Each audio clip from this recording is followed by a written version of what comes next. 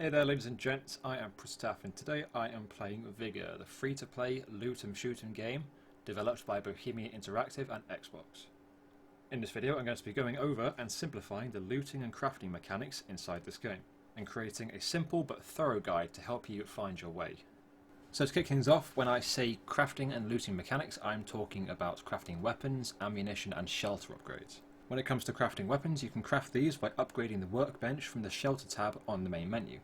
There are 4 ways to acquire weapons in this game. You can take them from dead outlanders, you can find them during encounters, you can craft them at home using plans and materials, or you can bypass the need for plans and materials by crafting them at home using weapon parts which you can find during encounters.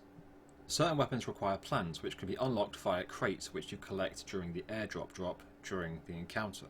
Even if you have the right plan for a weapon, if your workbench level isn't up to scratch, you will not be able to craft it. That goes vice versa. If you have the right workbench but no plan, you cannot craft the weapon. Like many games, this game follows a rarity system when it comes to its weapons, ammunitions and materials.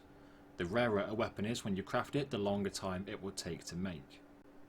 If you're unsure of how long a weapon is going to take to make or how much bonus ammunition you get with it, just look at the very bottom of the page. It will tell you the resources required, whether you have a plan, the caliber the weapon fires, and also a time sat underneath it. That is how you know.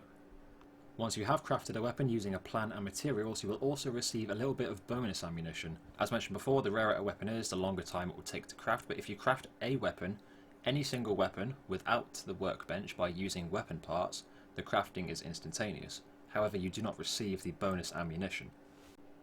Ammunition and consumables also require plans in order to be crafted, but the crafting time for these is instantaneous.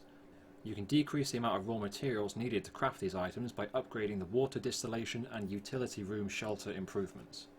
You can increase the amount of materials you have in their raw form by dismantling items in the equip menu under deconstruct. Typically you should dismantle weapons that you no longer want or weapon parts for weapons you know you're not going to use. Anything else should be left alone and saved for another day. You can also receive bonus materials via airdrop crates. The rarer the crate, the greater the yield. Now we move on to shelter crafting. In order to thrive on this game, you're going to need to be self-sufficient. Upgrading your shelter will provide you with valuable resources like materials, crowns, metal parts, and food.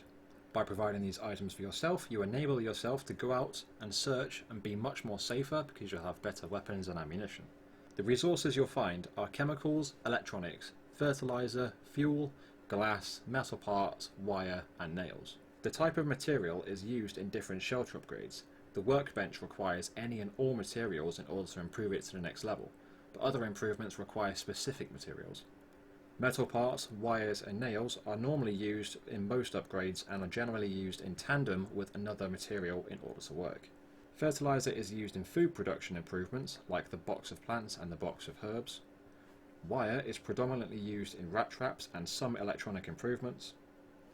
Fuel is rarely used in improvements, but is somehow needed for the generator and smokehouse.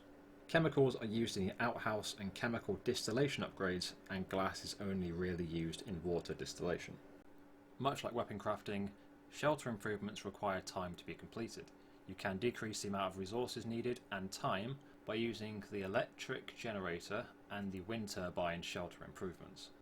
One more thing to note down is that as you create more shelter upgrades, the quality of your home gradually begins to increase. If you look at the top by the shelter improvements, as in the very top bar, you will see that the more you improve your home, the more shelter upgrades you are allowed to produce. And of course, gradually as you improve your home, the quality begins to generally improve overall. To improve the amount of resources you get during encounters, you can use boosters at the beginning of each round, and in no time you'll have plenty of materials and upgrades for your home. I will be bringing out a video explaining how you can really maximise your loot gains in the Outland, so stay tuned for that. And that, ladies and gents, is Vigor, Shelter and Weapon Crafting Simplified. You know what, that actually turned out to be a bit of a longer video than I expected, but that's not such a bad thing. So, if you liked the video, do like and sub as always. I will be coming up with plenty more content like this in future, probably based around Vigor, depending on what happens. And on that note, thanks for watching, and I will see you next time. Bye bye.